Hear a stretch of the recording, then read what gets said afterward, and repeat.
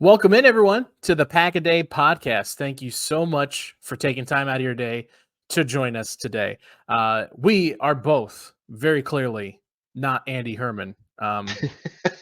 There's way too much Not even combined. charisma and sex appeal here to be Andy Herman between me and Monte. Uh, Andy, this is what's going to happen if you let other people take over the pod for a week, Yeah. buddy. It's just going to let it happen. No, I am This is Dan job Kotnick. security week. That's right. Yes. this this is a like It's a Wonderful Life kind of thing, like an Yeah. alternate reality of like if you didn't exist, Andy Herman, here is what the Pack a Day podcast would look like. I am Dan Kotnick. This is my guy Monte Moore. We're gonna jump in here with you, talk a little Packers stuff. We got some fun things in the Packer world to talk about. Really not anything like news related or updates. Like we're kind of like basically set Yeah, team wise, we're really. in the dead zone right now Yeah, until literally like draft really gets going. right. So we got kind of a fun hypothetical situation or thing to kind of think of in terms of the Packers as we look ahead to this upcoming season. So we'll dive into that a little bit. But I was on last night with Jacob and Jimmy Christensen. We talked a little bit about You the Super survived. Bowl and everything. Yeah, barely, Monty, barely. Um, but we talked a little Super Bowl and everything on that episode. So, but this is your first blush on the pod post Super Bowl. What was your reaction? How did you feel going into it? How do you feel coming out of it on the other side? It ended up being a really good game, obviously. It went into overtime. Like the first half though was so bad. Yeah. It had the same kind of feeling as that 2018 Patriots Rams game where it was just so forgettable. But that Mm-hmm. whole game ended up being forgettable, but that's kind of how this one started. It was very interesting. It definitely seemed like early the Niners defense was the best unit on the field. They had, the Chiefs looked like they didn't know what they were doing on offense. So it was, they made them look sloppy. And then, obviously the 49ers had a pretty sloppy game also in that first half, but there were like turnovers, and yeah, it just started out as being so bad. It was a tale of two different games because the second half was one of the best Super Bowls we've ever seen. Yeah, they needed the overtime period to make up for the terrible first half.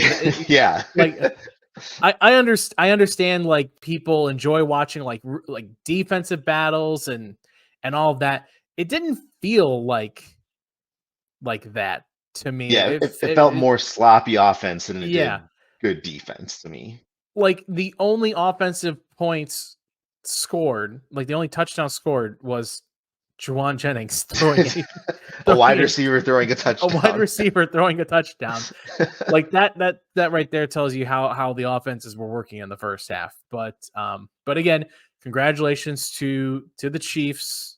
The new dynasty is here. Monty and I have both on this pod talked about how we both welcome our new Chief dynasty overlords. Um, Yeah. and Can't I think go ahead, yeah. all you What? all you can really, like I said, all you can really do is appreciate it. The Chiefs being really good isn't bad for the Packers necessarily unless they face each other in a Super Bowl. So yeah, just you might And as well that embrace it. and then all you have to do is hope you're the Eli Manning Giants to Yeah. the Tom Brady Patriots, and You're be just the a only you're be a the helmet team catch that's the away. kryptonite. Yeah. Yeah. I think also it should be very apropos that we send our thoughts and condolences and everything to the city of Kansas City after what happened after their parade. Um, I don't think that we necessarily need to get into anything about that here. I don't know if that's necessarily the place, especially without Andy. But I do think that Monty and I have both made our kind of cases about that very well known publicly. And also, I'd like to commend the people over on ESPN's NFL countdown. And today, I think they had some really great points to illustrate that as well. And just again, yeah, we're thinking about everyone in that community as well, because we all Packer fans, we've seen what it's like to get to see your team win a Super Bowl and get to celebrate it, and that should just be an exclusively happy experience. So, Absolutely. so off of the Super Bowl stuff, kind of looking at the hypothetical that I threw out to you, Monty, for today's conversation. Hmm. And this came to me because we're recording this on Thursday night, and in just about an hour, probably about an hour and a half, we'll have a new NCAA women's scoring leader, and Caitlin Clark breaking the record tonight, most likely against Michigan. So I was thinking, well, first I was thinking like, what are the Packer records that will never be broken? But I'm like, you got to start look. I mean, first off, like you got to look through tons of history to look Yeah, to see. we own a lot of records. But like there are so many. Once you start looking at like the passing records for Brett Favre and Aaron Rodgers, Yeah. it's like, what else do you look at of stuff? Because like pass attempts and interceptions, stuff like that, like it's really hard to ever think any of that is gonna get broken, even if Jordan Love comes out and plays, has an amazing career. So I wanted to look at like some potential areas or records that we think people on this team currently could possibly threaten, could possibly break. We saw it last year. Yeah. Jaden Reed broke the rookie receiving record. Lucas Musgrave was, I think he came up just short, right? Yeah, I don't Of think he the quite the tight end reception record. Yeah, Yeah, he was I like think he finished one or two short. he needed like two receptions or something and like 35 yards to beat Bubba Franks' record, and I think Yeah. he ended that Bears game with like one catch for Yep. 12 yards or something like that. Yeah. So we know that there's some potent guys here. I was looking through the record, and I think, don't quote me on this, but I'm pretty sure the only player right now on the team that owns any share of a Packer record Hmm. is most definitely Aaron Jones. Yes. Um, I think I saw he has like his name on three or four. Like he's tied for most rushing touchdowns in a game, which he's done twice. Jim Taylor did it three times. So Jones just needs one more to tie that from him. But he had that. I think that was like the only one. Like all the other ones, like it's Devontae Adams, it's Aaron Rodgers, it's guys that were Yeah. like just here recently. Mason Recently. Crosby, Yeah. he's it's basically him and oh, why am I blanking on Chester Markle? Chester Markle. But yeah. Yeah, it's For the just it's kicking him and record, Chester that's Markle. yeah. So yeah, so do you have any kind of off the top of your head that you could think of guys that you think can make a run at any sort of record, guys that can threaten a specific record? Anything come off the top of your head? It's very interesting to do this topic with this team too, because most of this team is just getting started, right? Mhm. So you when you look at it from that standpoint, it's if we're any of these names we talk about, if they get within like shouting distance of these records, that's great because that means we've seen like more long Packer careers of them drafting and developing guys that they want to keep here long term. Um, I think one that it will be interesting to kind of monitor, and this only goes for if he can end up staying healthy, I think I know but where you're headed with this. I feel like Christian Watson could Oh, even be okay. again like only talking health because if you want to talk about receivers that will put up a ton of yardage, I mean that's his primary use on this team, and we've seen him be able to run things that aren't just deep 9 routes down the field, but Right. he's a guy that's gonna I would argue could have the most yards per catch. as a Packer, right? Just by virtue of how they want to use him. Sure. That so I'm looking I've done all of my research and basing all this off of the Wikipedia list of Packer records. So yards for a career. Any guesses on who owns the Packer all-time yards, receiving yards for a career? We go career, season, game. Can you guess? Okay. I Career, I'm love gonna we've turned say, this into just trivia now. yeah, I was gonna say it's a good trivia episode. So total receiving yards. Mhm. I mean, it's got to be one of the big two, right? I'm gonna go with I'll go with Adams on this one. Okay. It's Donald Driver. Oh, that's Donald right. Of course, yeah. Donald He Driver. Yeah. because he played forever, also. Yeah. Mhm. Yeah. 10,137 yards. So let's see. Christian Watson. I mean, not a ton. not No, not many. that's Receive my well, that's my hot take. I threw it out right at the beginning of the episode.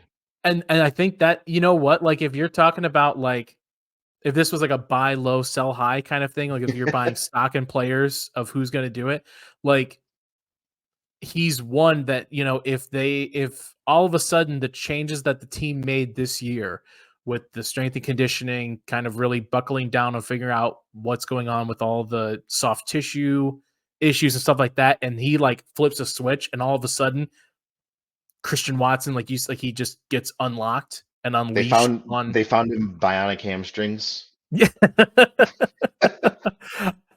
I'm just picturing that. That's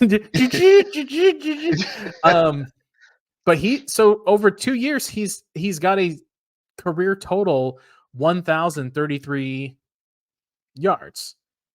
So if you average He's that got to out, do he it needs just to 9 more times. yeah, just and I mean Donald Driver he played for 13 seasons.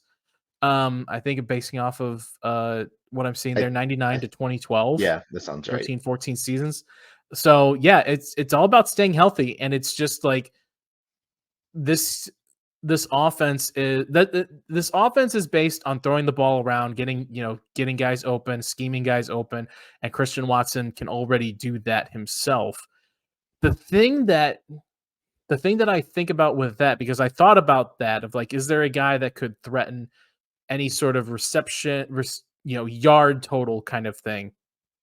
And the thing that held me back from that was that if this offense for the foreseeable future, for let's say the next at least 2 to 3 years before guys start needing new contracts and stuff like that, is still like spread the love around. Pun, I guess intended. Didn't mean to make that, but like you've got Jaden Reed, Yeah, you've got Wicks, you've got Musgrave and Kraft, like you've got Dobbs, like there's going to be people that sort of cannibalize each other's like numbers. Like this isn't Devonte Adams over the last couple of years where he's going to be the guy, or it's not, Robert Tunyon where they're scheming open the one tight end that they have that can catch a available. pass. Right. So that would be the only thing that kind of holds me back from saying full, and obviously the health thing too. But yeah, if he gets the health thing figured out, um, he's your big ticket guy. He's your big swing, home run That's threat. why that's why I'm saying, right, Yeah, we're projecting something crazy, right? Who's gonna break sure. all-time records? So I'm like, I might as well go with a crazy guess. I like that. It might take something like that, right? Like something just Yeah, no one saw Donald Driver coming, and that at this point, it feels like no one will believe Christian Watson will stay healthy. So we'll have to surprise everybody. yeah. Um, so another one that I was looking at here, and this isn't crazy at all, but this is one that I think we should probably be on. Oh, never mind. I completely read this wrong. Oh I was looking at the rushing leaders and I'm like, Aaron Jones is only like 600 yards no, behind the thing. I'm like, that doesn't sound right, but man, like no, I'm looking at attempts, like I'm looking at rushing Yeah. attempts. I'm like, man, like I didn't think Aaron Jones had that many.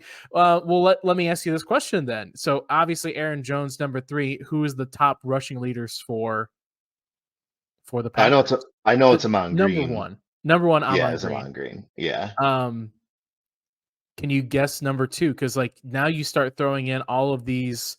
You've got all the Lombardi Packers of guys Yep. who were running the ball.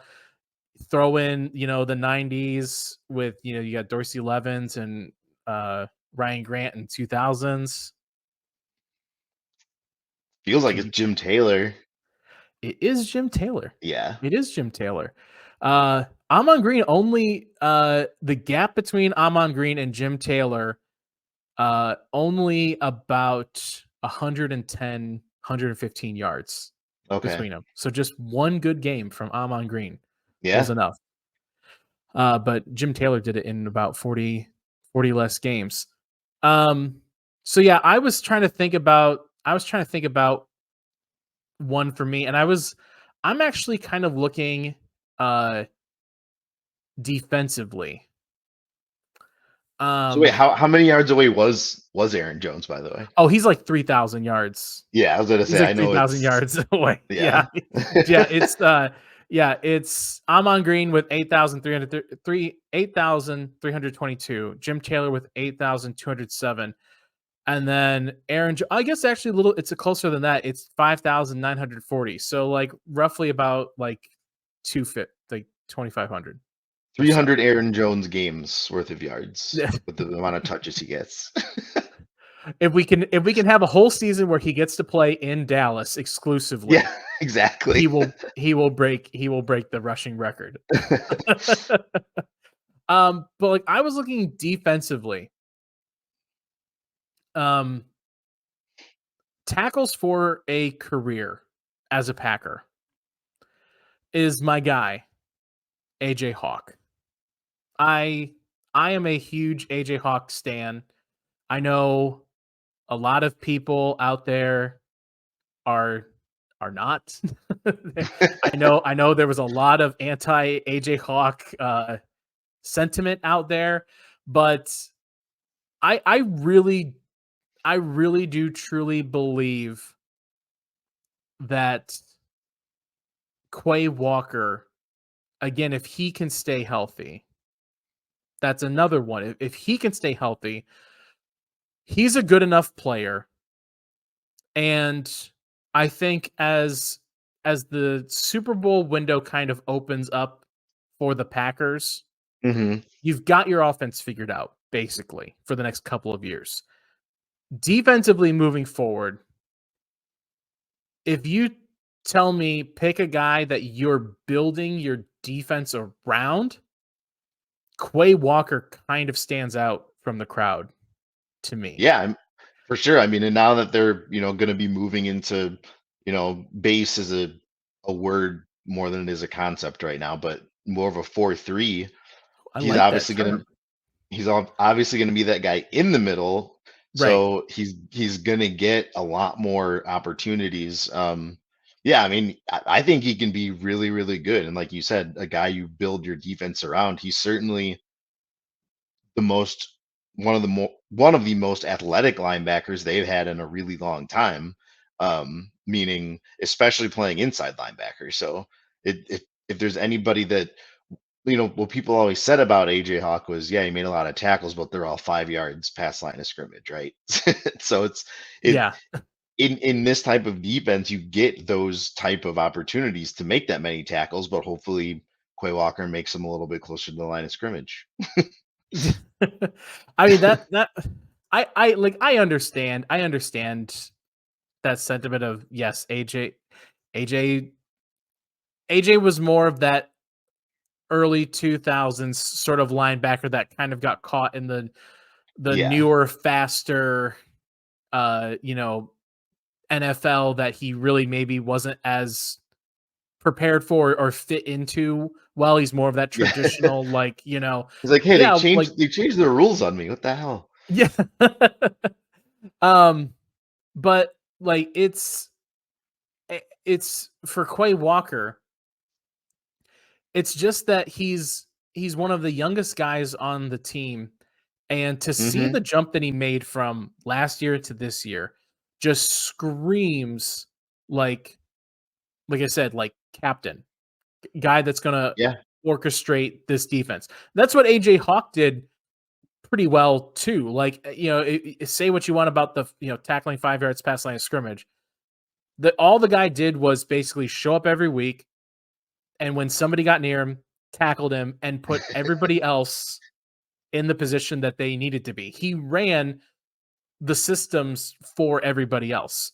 yeah. Like look at what happened after he retires. You've got Jake Martinez, you got Blake Martinez, like you've got like all like Jake they never Ryan. Jake Ryan, that's who I was thinking of. Yeah. Like that you've got all of these guys that kind of, flow in and out, and there's nobody there to anchor it. It's a And we lot of didn't really nothing. see Yeah. yeah, we didn't really see an anchoring in the middle of this defense until Devondre Campbell 2 years ago.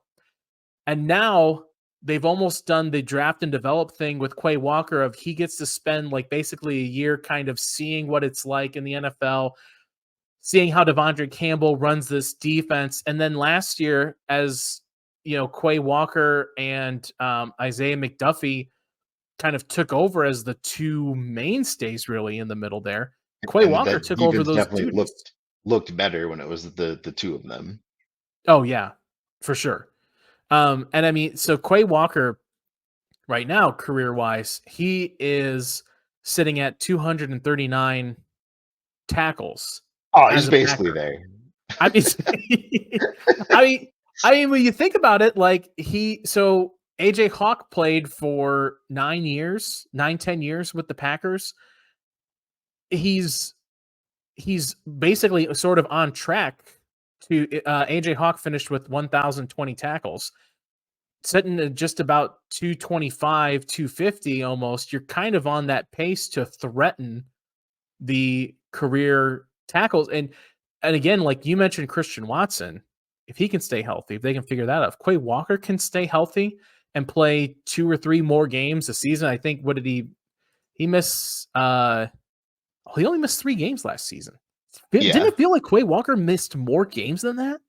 Because every game he wasn't in, the defense looked so much Yeah. slower, and every game felt like two games. Yeah.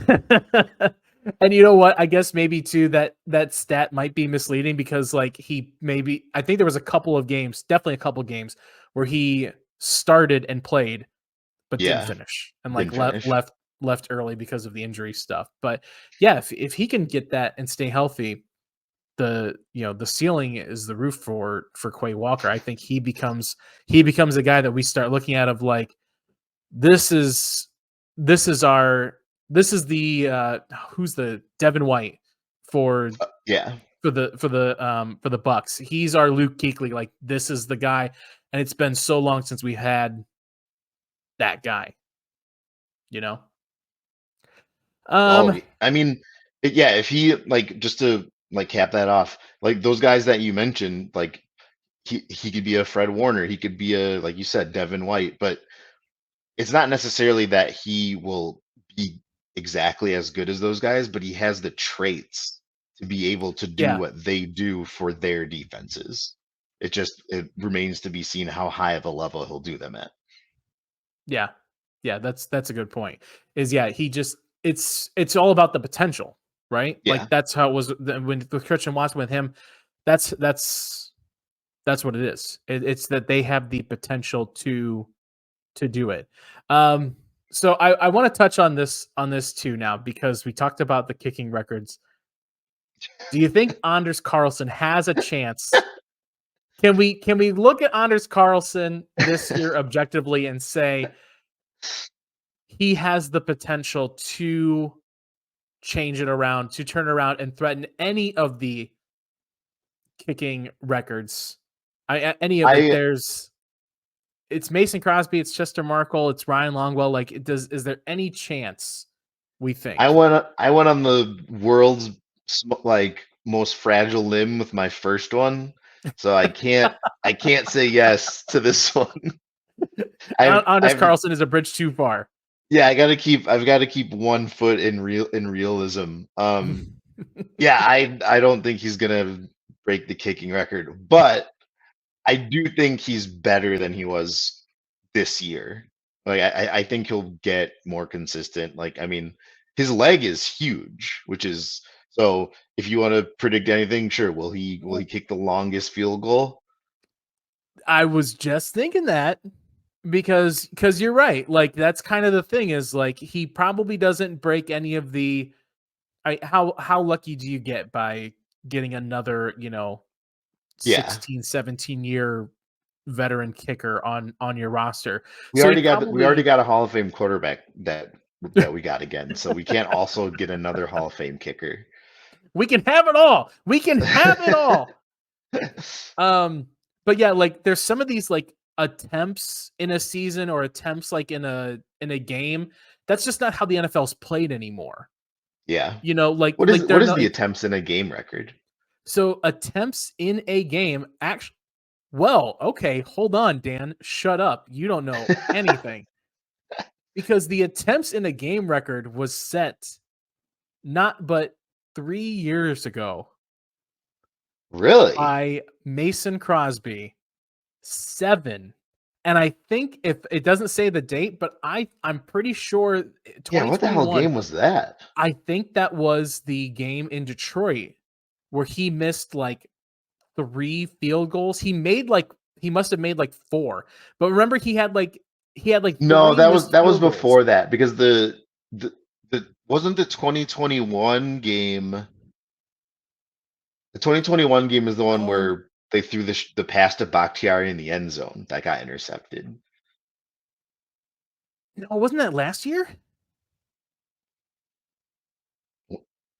Oh, you're right. Yeah, that was That was well last year. 2020. Yeah, that was So 20 so 2022. 2021 so 2021 would have been the year that they went and lost because they rested the starters, right? Yeah, I do not remember The him kicking what it 7 field goals. okay, now I need to look up the but so the the point I was trying to make was that offenses typically don't find themselves in situations where they're kicking 7 field 7 field goals goals. in a game.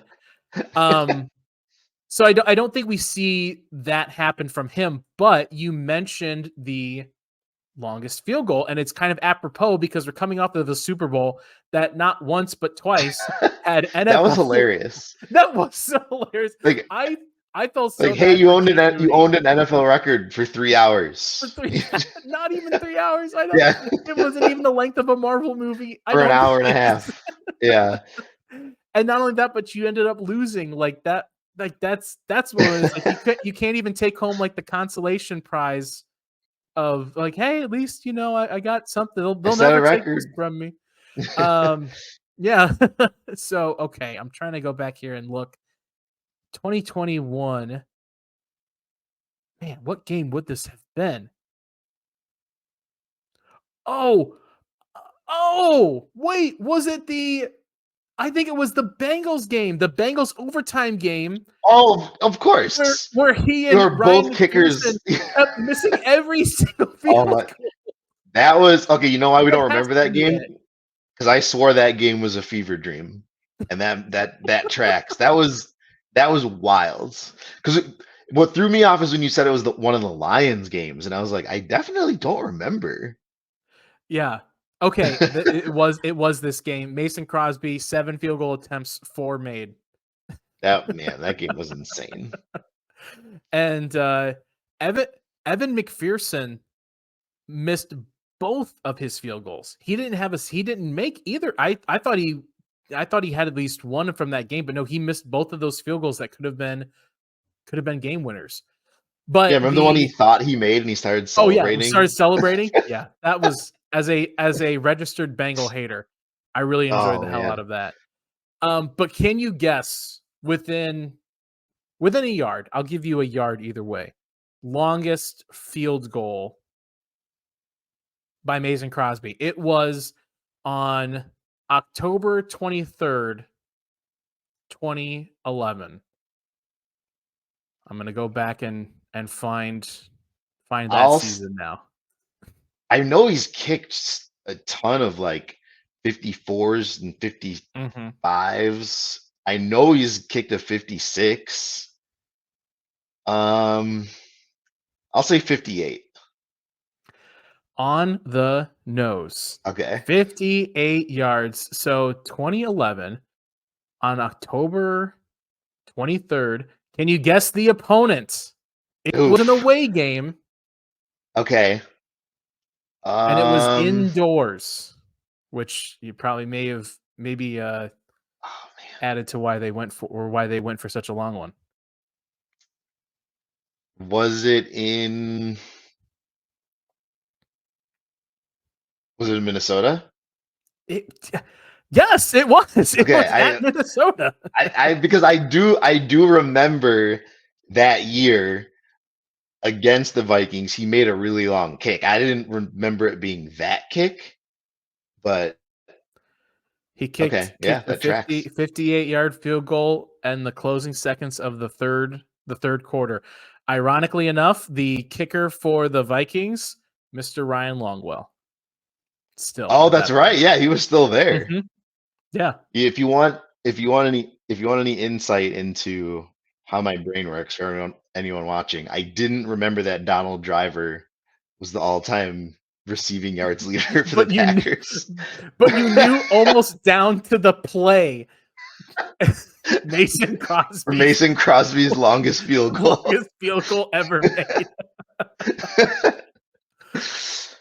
Which can you believe so that was 2011. Ryan Longwell was in Minnesota He was there a for long time. 6 years. That was his Yeah. last year in Minnesota, 6 Yeah, he was there years. a while. Yeah. Wow. The thing that will always stick out to me about Ryan Longwell is my sister had the biggest crush on him, and my dad On tracked Ryan down Longwell? Ryan Longwell. My dad I tracked don't think down a I've ever Ryan heard that Longwell. before. He tracked down a Ryan Longwell jersey for Christmas, and the following year we drafted Mason Crosby, and and he was gone. And my dad was so upset. Oh, all right. Well, I think that's without breaking down long the only one that ever else sticks out to me about Packers records is that because I got to interview Micah Hyde a couple times when he was with the Packers, Mhm. and the thing that I noticed with him is that he and I think he still does. I need to look up. I'm trying to look through the Packers media guide and see if I can find it quick. Um, but Micah Hyde was tied for the most punt returns for a touchdown with two. Really? Okay, yeah, I was It, gonna it say was I could remember like the two off the top of my head because they were both really really big plays. right. It was um oh come on, come on, come on. Well, okay, really quick. Here's one that I just found. Can you guess who has the most punt fair catches in Packer No, history? I have no idea. It's Willie Wood. Really? Willie Wood has the most fair catches in Packer history. That's a very um, obscure record. I mean, everything has to get tracked, but right.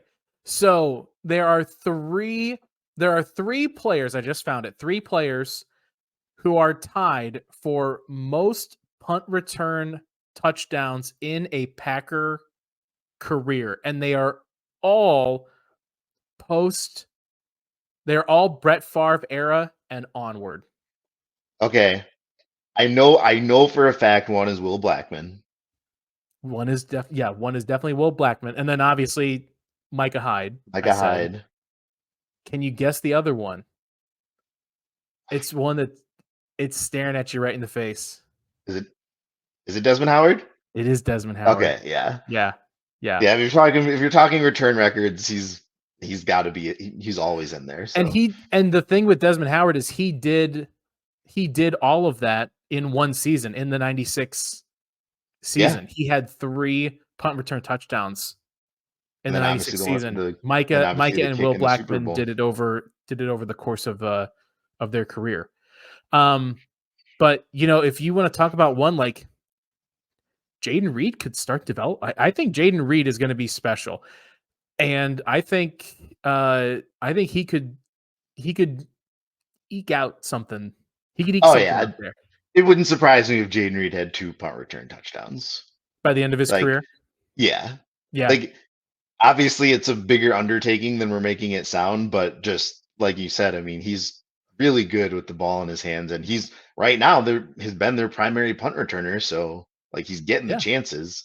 The more valuable he gets on offense, though, we'll see how See many of those that chances he still that's gets.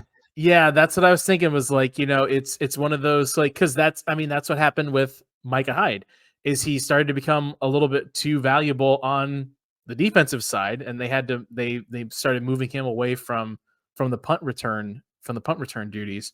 They should have kept him as he should still be a Packer. He should have like 7 punt return touchdowns by this point now. Um, okay, but Call yeah, your I think call your shot. Call your shot right now. Is he coming back to the Packers? Micah Hyde. Yeah. No, Yeah, I don't think so no, either. I don't think so. I wish. God, that is a sliding door in my life that They need like 5 safeties, but I don't think he's gonna be one of them. I know. I know. I think honestly, I do think I don't think Micah Hyde from what I know about him as a person because I got to know him just a little bit. Mhm. Um, I don't think he has necessarily a grudge against Green Bay, and I know that he probably understands. Well, he definitely understands that this is a different organization now than what it was when Ted Thompson was here, and I think he Sure, also yeah.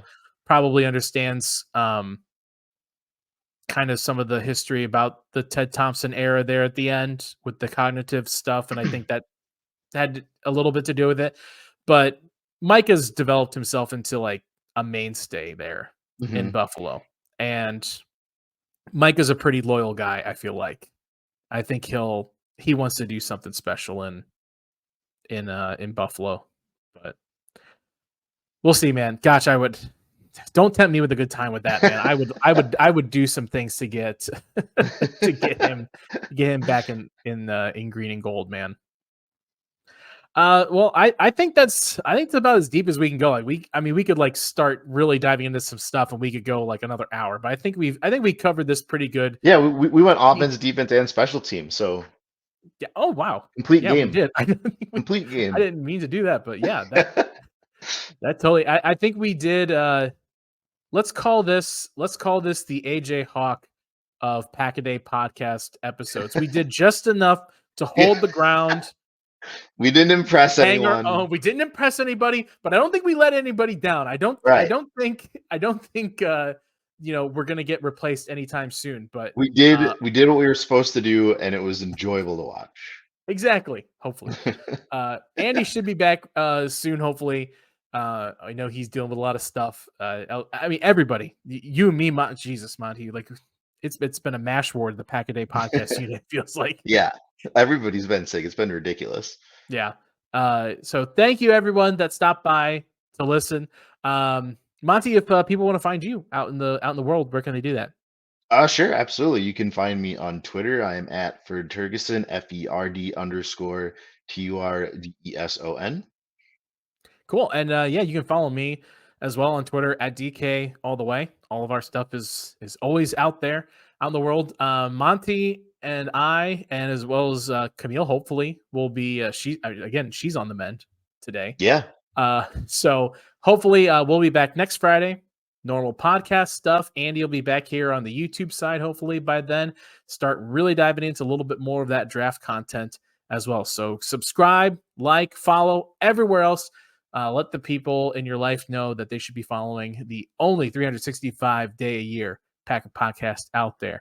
Thank you again for listening, everybody. And as always, go Pack Go. Go Pack Go.